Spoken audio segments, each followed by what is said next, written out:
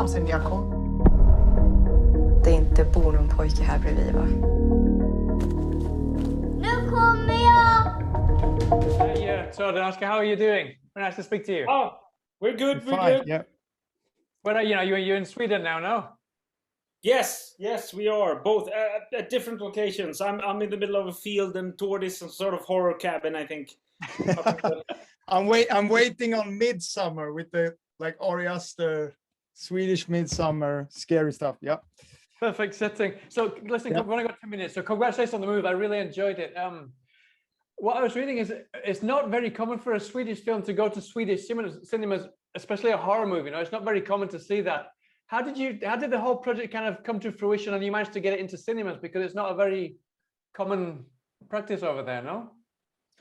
This all started out as it is a low budget project. I mean, the budget for the movie is around $1 million. So it's really low budget. And it started out as a kind of a, what do you call it, Oskar? Växthus? What's like a talent program? Like feature. Yeah, like a reality show or something like that, yeah.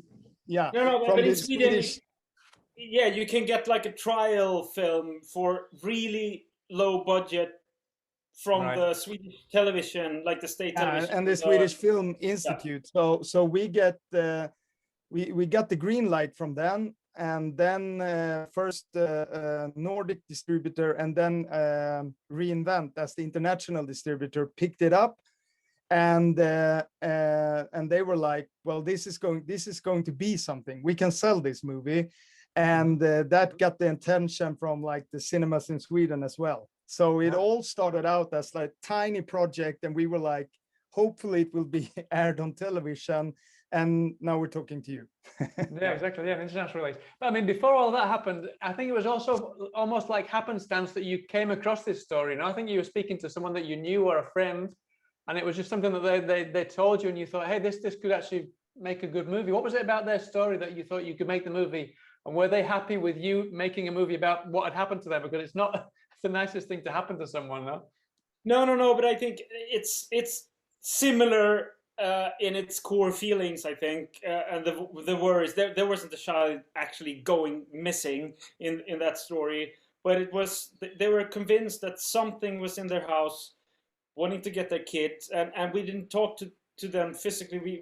We talked to them on Facebook from a contact from a friend, and that was a while before we made the film, actually. So that didn't come up until we decided to write something similar to like make a horror film.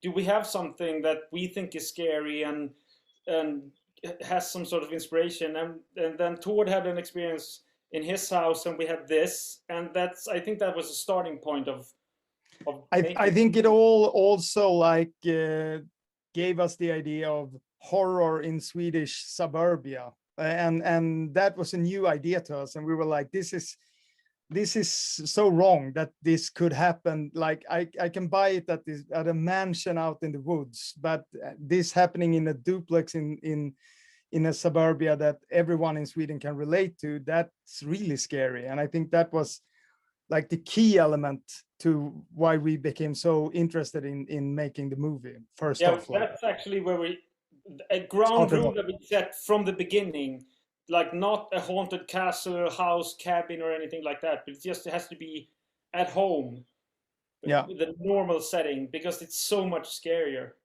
Yeah, I mean, a lot of people have come. The reviews, the early reviews came out. They compared it to J-horror, but I don't think it really is that inspired by J-horror. I think it's, as you just said, no, it's very homegrown, very Swedish, as if you're in the suburbs, no, of Sweden. That was your intention. It wasn't intention to remake a J-horror type movie at all, no?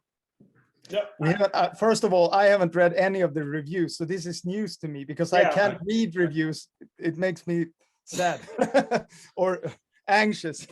Yeah. But I'm sorry to bring it up there. No.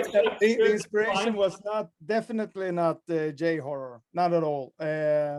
If anything, it's like the new wave of American horror, like James Wan and Conjuring and stuff like that. How he not the artistic type even. Exactly, but the way he builds scares, and I mean, we looked very much at how at the Conjuring universe.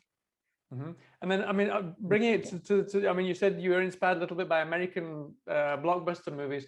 You did bring someone over there who's making quite a big name for himself. You brought Twisty Troy over to your film. Oh, so that's his amazing Twisty to work Troy. with I him never because heard he's that. just so crazy. We saw his clips on Instagram, and we thought it was so scary when he just did a collapsing thing, and we need this guy, so we texted him on Instagram, and that's how that went. We booked him on Instagram. That's the new. That's the way to go now. Yeah, that's the new. Yeah, that's the way to go. And but I mean, for us, it was like, hey, he's the sweetest guy. You know, he was like a few years back. He was working at the HR department somewhere in Canada, and he still cannot believe like the journey he's on. But for us, I met up with him at the airport in Stockholm. A bit starstruck, like, oh, here's this, like, this guy is coming, and he was like, oh, I'm going to Sweden making a movie. We had the same kind of experience, but he was like the greatest guy. And in the cab on the way into Stockholm, he was telling me he was a bit tired because he had just done his last day of shooting on James Wan's new horror movie, and I was like, untitled film. God. By then. That's crazy. But that was a really great experience, and he was so like down to earth, great to work with. Yeah, we did everything with him in 2 days, so it was really stressful and for him, and we couldn't afford more. No, and we couldn't afford to take off the mask during lunch, so he had to sit there with that stuff on. We could afford to put it on twice, so he had to be in it all day. I mean, having him there just for 2 days, was it easy to integrate his scenes into the film? Was it already in the script that you had something like that, or did you kind of get it all together when he came and said, right, we want to do this with the movements that you can do and make it this? Was it that complicated? Was really, we had prepared a lot, like for all the scenes, but then he came the day before we started filming, because he arrived 1 day before filming, or 2 days. So we had 1 day of trying out the masks or the makeup. And then the second day we were in the studio trying stuff. Like we had an idea for the scene, and he came up with really great input because he knows what he can do best. So he showed us stuff, and then we decided on how to do the scenes. So we spent a long evening him falling over 10 billion times, and then we put something. We had a rough idea. We collected everything that was on the internet of him, right? Of the things he could do, and then we had a short Skype call also where he showed us some new, fresh, cool things. But his input was also really important because he knew what was best, I think. And it was great of him because I don't think that actually was in his contract, spending the whole night with us in the studio. But he was like, give me cinnamon buns, and I'm here in Sweden. Let's do this. Let's do it. I'm insanely jet lagged, but let's go. So that's he wanted Swedish meatballs, and he wanted the cinnamon buns, and then he was like, okay, let's do this. And we're out of time. So just to finish off then, obviously, I mean, you thought that this might go into the Swedish television. It's now getting an international release.